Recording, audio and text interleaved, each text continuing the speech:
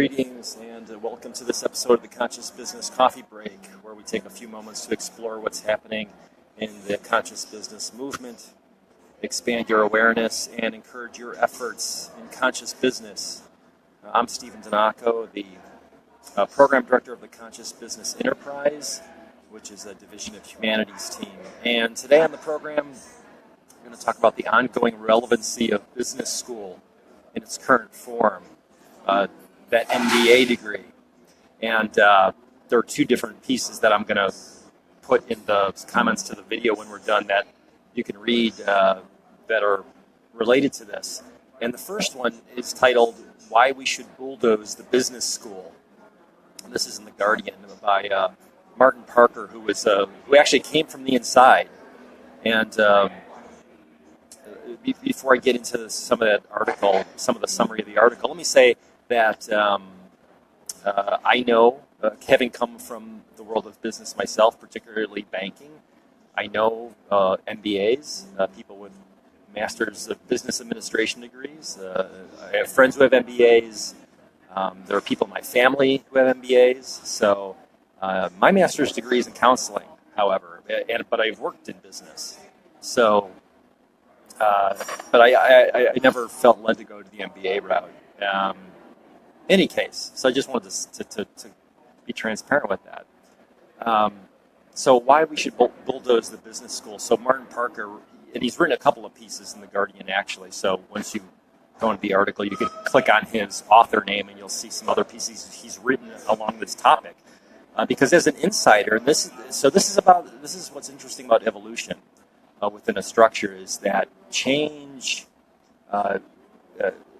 really is most powerful when it comes from inside the thing that is to eventually evolve. So Martin Parker is not somebody has a 30,000-foot view of this and looking at it from the outside and judging it. He's actually somebody who was a teacher in business school for many years, and he's basically saying it's become obsolete.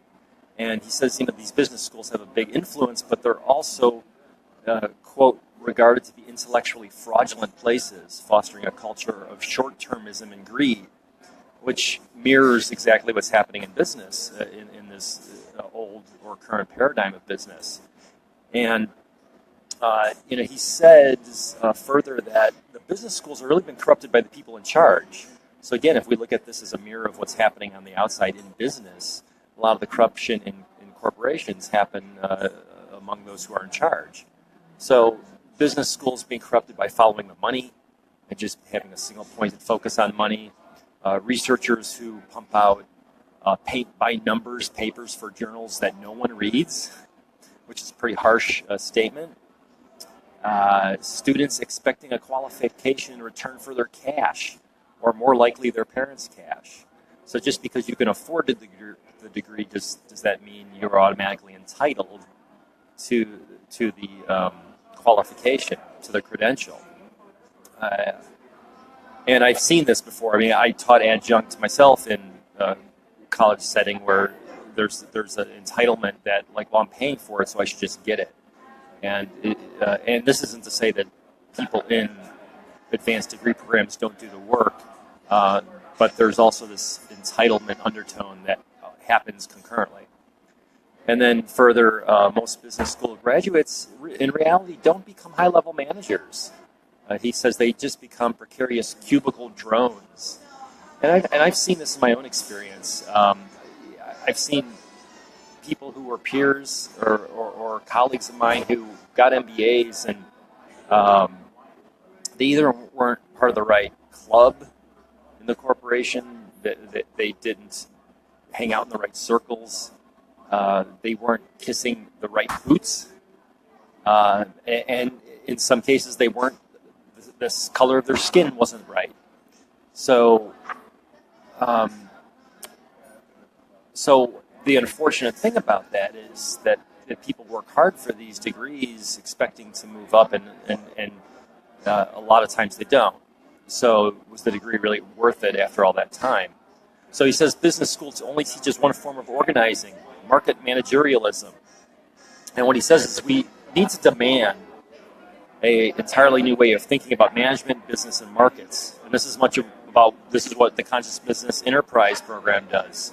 We think about new ways of leadership, management, business, markets, and how all those things impact people, planet, and profit. And he says if we want those in power to be more responsible, we have to stop teaching students that heroic, transformational leaders are the answer to every problem. So this is the savior complex, right? You bring in the right CEO, and you shower them with money, and they're supposed to turn everything around, and that does not always happen. And this becomes a real problem when we bring in and expect a savior, right? We see this in politics too, right? You bring in somebody who's going to save us all, and what that does is takes the power away from the people, and the people oftentimes are willingly ceding that power to that leader or to that savior. And really, it's about, in conscious business, the efforts of we, the desires of we, the intentions of we, versus the power of one. And he also writes in the article that we can't, in business school, just teach that the purpose of learning about taxation laws, for example, is to evade taxation, or that creating new desires is the purpose of marketing. In every case, the business school acts as an apologist, selling ideology as if it were science. And that's another great point. This is human created. I mean, this is more consciousness, human consciousness, and the power of communication and oftentimes manipulation. And it doesn't necessarily mean that it's a science, because certainly these things can shift and change and evolve, and rightly they should. So finally, he writes, a summary that would inform most people's understandings of what goes on in the business school is that they are places that teach people how to get money out of the pockets of ordinary people and keep it for themselves. And then in some sense, that's a description of capitalism. But there's also a sense here that business schools actually teach that greed is good. All right, so all sounds like capitalism. So that brings me to the next piece that I'll link to in the comments. And it was Marketplace Radio had done an interview with Umar Hook, who was somebody, again, who was from the inside. He used to write for Harvard Business Review and other publications, and he decided that he was going to become an independent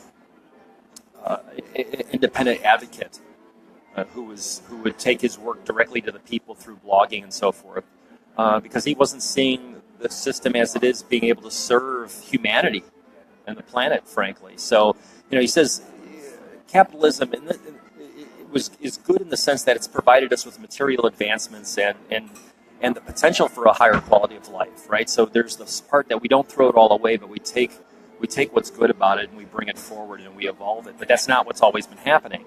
So his question is, can capitalism solve the big problems of today? Because really, not all people are living their lives to the fullest. That in the scope and in the framework of today's capitalism, it's hyper-competitive. Cooperation is seen as secondary, and it's a very distant second. So in this era, the popular response to a lesser quality of life or to poverty is authoritarianism. Again, this goes back to let's bring in a savior who can fix it all for all of us, and we just count on this one person to do that. We've seen time and time again that it doesn't work. That it's right time for capitalism to evolve. And then he goes on to talk about the gross domestic product paradox, I'll call it, that by the measures of GDP, the economy might be growing, but our things like life expectancy are shrinking.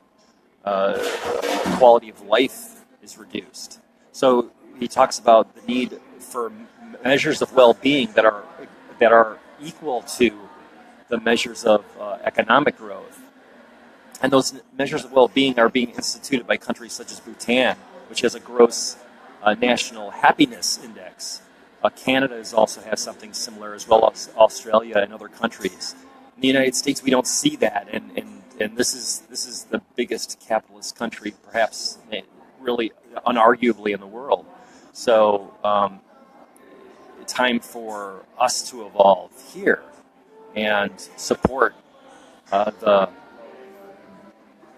measures of well-being of humanity beyond just the money. So Umar Hook says we need to change the way we think about capitalism. And I would say it's not just the way we think about capitalism, but it's our consciousness of it. So as conscious business people, as conscious consumers, as conscious leaders, conscious managers,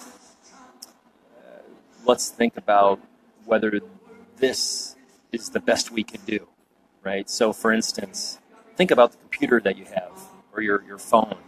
Would you expect that device to be the latest, to be the greatest forever, right? Would you never expect the cell phone that you have in your hand to ever be advanced beyond what you're currently holding?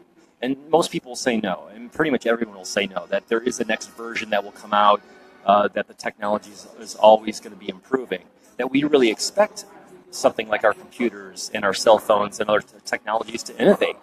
So why wouldn't we expect capitalism to innovate? Well, why do we have this idea that it's the best system we have as it is, and it's never subject to change? And actually, how dare we think that it can be improved?